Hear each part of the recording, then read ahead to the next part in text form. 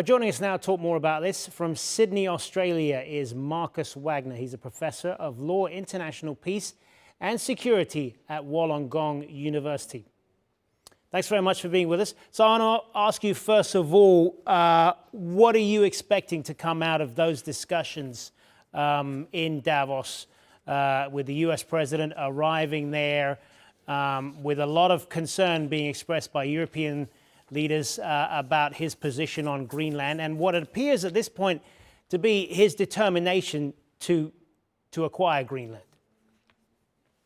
Thanks so much for having me. It's difficult to predict Donald Trump. He is unpredictable at the best of times. He has created a situation for pretty much everyone involved that is really difficult to maneuver. Donald Trump keeps insisting that he needs to acquire Greenland for security purposes. The Danish government has fallen over backwards to accommodate any of the requests the US has made. And since 1951, there was a treaty between Denmark and the US. The US could basically station any troops it would like to. So it seems incongruous, if you will, to continue to insist. I think there's a rift that Donald Trump wants to create. It's unclear really what the ultimate goal is.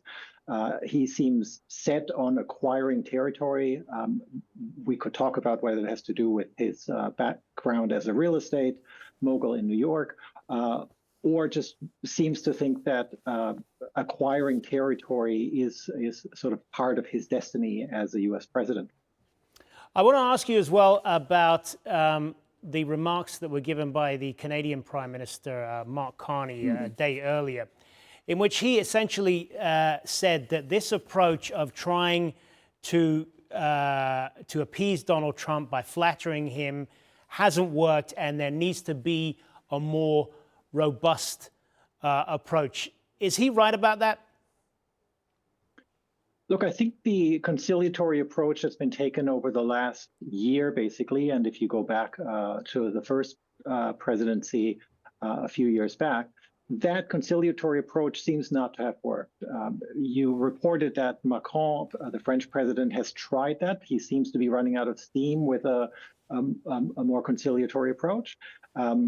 There is, of course, a risk for European countries that coming across as too strong will create yet another backlash. But the European Union is considering, or its leaders are considering, what's called the trade bazooka, the anti-coercion instrument, which would be a powerful instrument if used strategically. It doesn't have to be a full-on explosion at first. It could be very targeted to expose some of the rifts within the US.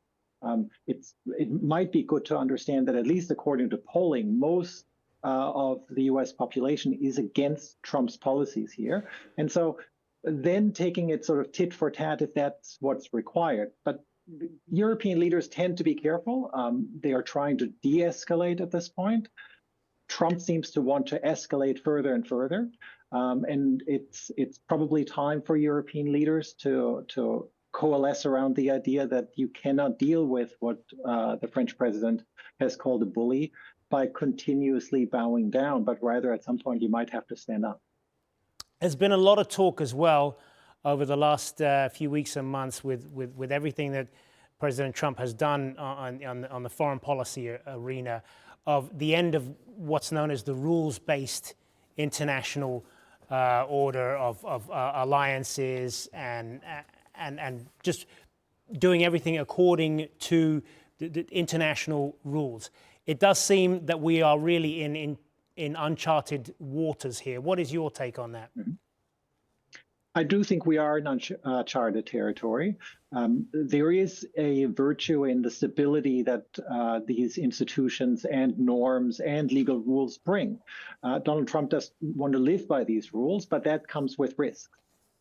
He clearly has alienated Canada, which is, I think, a bellwether country, if ever there is one, for the US, when it's moving closer towards ties with Beijing on a trade deal that was struck last week. It's almost inconceivable, if you think back 10, 20 years, that we would even talk about the fact that there's this rupture, as Mark Carney has said that exists. And so it's uncharted territory. It's entirely off Trump's making from my perspective. He's had various off-ramps, none of which he's willing to take. And from my perspective, it's really his actions that will determine whether the U.S. can retain its status as a reliable partner for anyone around the world, for any other country around the world, or will be seen as a pariah state in international relations. And we've so far reserved that designation really for states like North Korea and Iran. Good to talk to you, Markus Wagner in Sydney. Thanks very much for being with us.